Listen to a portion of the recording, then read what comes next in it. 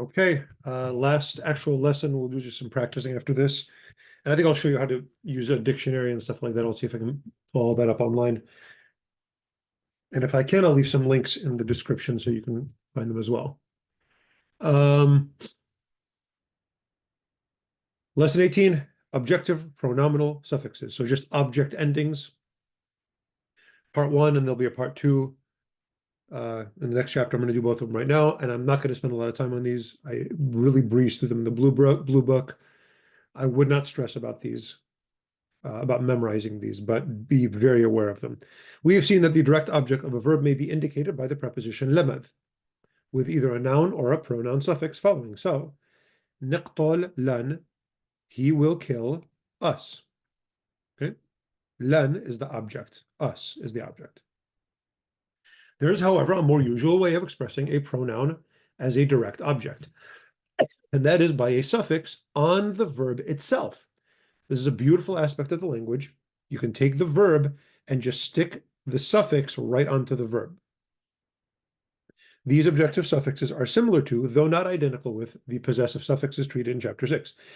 This lesson sets out these suffixes and explains how they are attached to the perfect tense of the verb.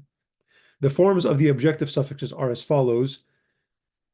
Me, so if you are the object, so if I am the object, it'll be a verb and then ni at the end to indicate that I am, this thing is happening to me.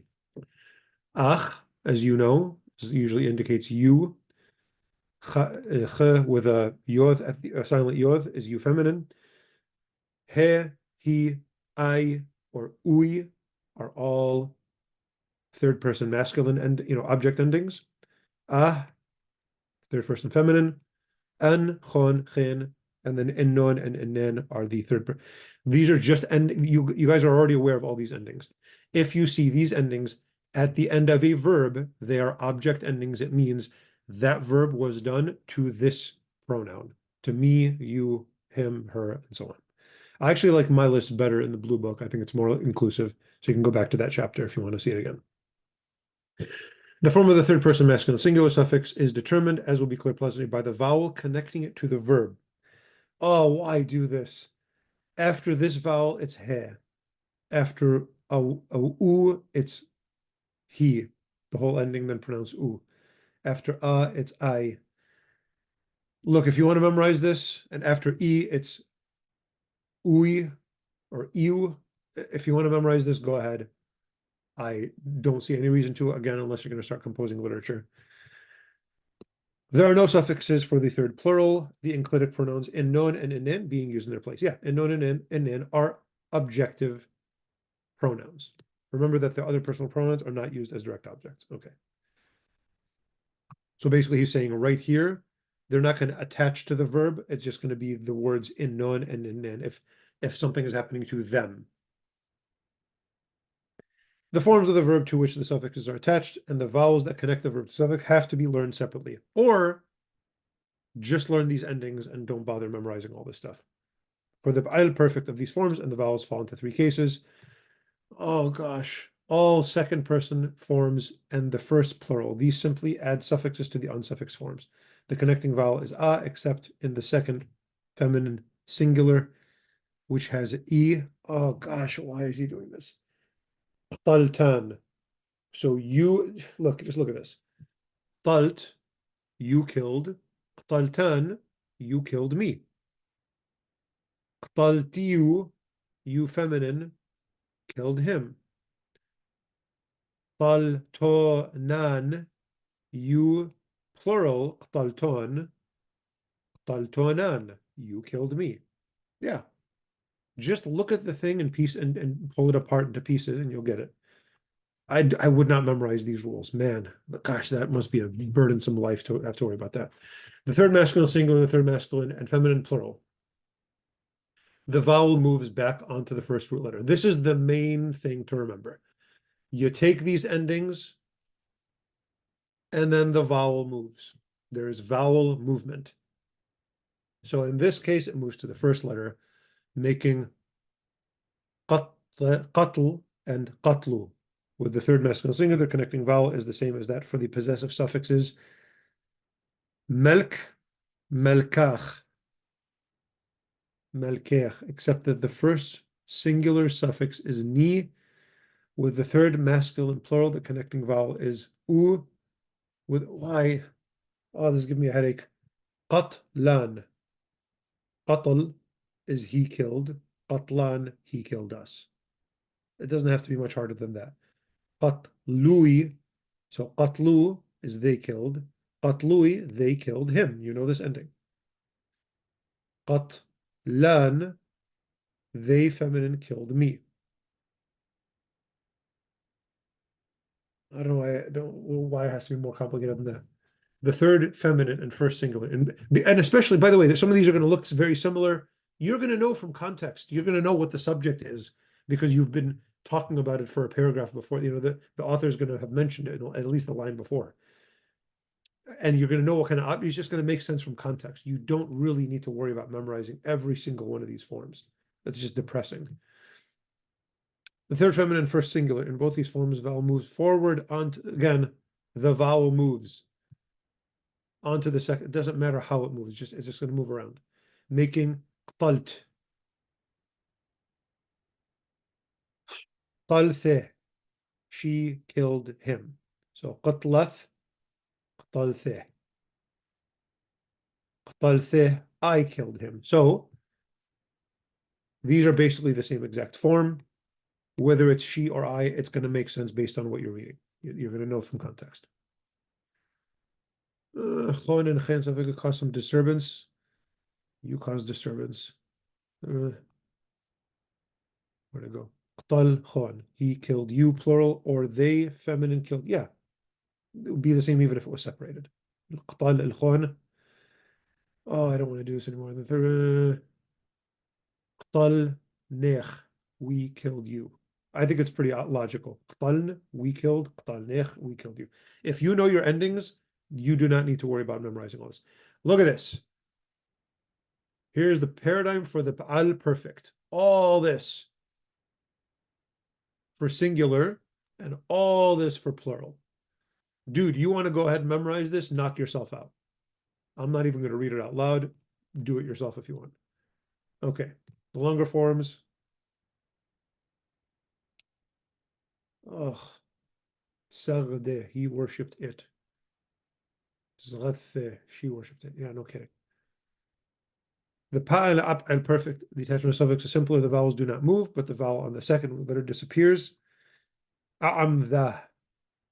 I think you should know this. You don't have to worry about all this. A'amid, he baptized. A'amdha, he baptized her. Shadrui, they, shadru, they sent. Shadrui, they sent him. Qablai, they feminine. Qabl, qablai, they received him. Hayyaltan, hayyalthan, she strengthened. Haylth, so haylath, hayyalthan, she strengthened me. A'amdhnai, a'midhnai, we baptized. A'midhnai, we baptized him.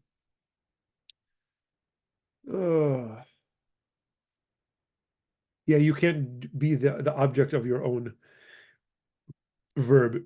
You can't say, I baptized me. You use the word nosha, mekkich noshe. He humbled himself. That's a good point. A pronoun suffix is often used to anticipate an object already marked by lemeth. Zauneh lekthawa. So he bought it, the book. That's fine. Oh, vocab. Sa'ar, to do, perform, or to visit. Ghiz, to be angry. Immath means when. You're asking when. Immath. Kana'ith, justly. Youthith, Judith. Romaya, Roman. Listaya, robber. I don't think I've ever heard that word before. Ephesus, Ephesus, the city. Ger means indeed or for. Deleth introduces direct and indirect speech. Yeah, so the deleth can also be a quote, a quotation mark. So among all the other uses of deleth. Psak, to cut off. Shemmish, to serve. Water, to bury. Krah, to be sick. Krih or kriha is sick or ill, the adjective. Msam, bresha, punishment. I don't think I've ever seen that before, but whatever, I'll trust him. Beth Asire, the house of the tied up, so prison. David, David. Hegemona, governor. Artlaya, Artlaya, naked. Seggi, much, greatly. I feel like we've seen this before. Seggi, okay. Akasnaya, stranger. I wouldn't be surprised if that had a Greek root. Ma'artha, cave. Mana dbish sa'arn dmitlathi قطلتان. Mana dbish sa'arn dmitlathi قطلتان. وزون أوراهم معرثة وتمان أوراه الأتثة. These aren't that hard. منو كثاو لأجرتا إنا لا كثو ته. ملكوثة ليتوا الهون مطل أشل ماه وملكة الروماية. كما شمشان كذ أيتي هويث بأبسوس ياذا آت. إمث إيثيك هويث أرطلايا أو أكسنايا أو كريها أو بيت أسيرة ولا شمشناخ. Let's translate that one. This is from the Gospel. This is a nice Matthew 25, I think. Immath ethake hueth. Sorry, immath ethake huet. Ethake wait. When ethake wait were you aratlaya, naked, o akasnaya, or a stranger, o kriha, or sick, o beth asira, or in prison, ula shameshnach, and not shammishan, we served, ach, you, shammishnach, we served, and we did not serve you. So this is from the condemnation of, the division of the sheep and the goats in Matthew 25. So this is the object ending. Shammishan, we served. Shammishnach, we served you. Ula shammishnach, and we did not serve you. Dabrui qdam hagmona وقطر غوي كذ أمرين دشمعناي الجورة هانا كذ مقدب الأله إشكحته لشليحة بيت السيرة وقدرته سجي لا كثيو بيتي بيت سلوثاو الكل هون عمي التوندين وذتوناي معرثة للسطاية أعمذته والبيته لا ياذعنا إن الناش حرين أعمذيث شدران جير مشيحة لا المعماذ إلا المكرازو. This is from St. Paul. Okay, translate into Syriac. Knock yourself out. There's a whole other chapter, part 2 of these suffixes. Do I want to even read this? Attached to the imperfect. I mean, it's the same thing, man. You just have the form nis'aru, nis'ariyu. We shall visit him. So nis'ar, we shall visit. Nis'ariyu, we shall visit him. And so on. I don't want to go through this. Oh, here's the chart. If you want to memorize it, knock yourself out. Here's all the singulars attached to the imperative. Tolai, kill him. There's the chart. Memorize it if you feel like it. Plural verb. Tolai. That was the plural, I guess, of the imperative. I'm not going to read all this. Shaddaran, send me. Shaddarain, actually, send me. Attached to infinitives. Miqtal, miqtlan, to kill me. maqatlach, to kill you. You'll be able to piece it together. Vocab, nice and short. Dwah, to sacrifice. Qime, price. Babel, Babylon. Atiq, old. Lam is kind of indicating a quote. Zwan, to sell. Sorry, zabbin, the pa'al is to sell. Zwan is to buy. Zabbin is to sell. Plah is to work. Haqla is a field. Tar'itha is an opinion, mind. It can actually mean a conscience as well. Altha is a reason or a cause. This is an important word in a lot of literature. Reason or a cause. I'm not going to read these. You're able to read these on your own. Translate. Knock yourself out. We're done with this book. You want to learn about weak verbs and how the vowels change slightly. Knock yourself out. All kinds of fun vocab. Look at the PDF or buy a copy of this book. Work through it on your own.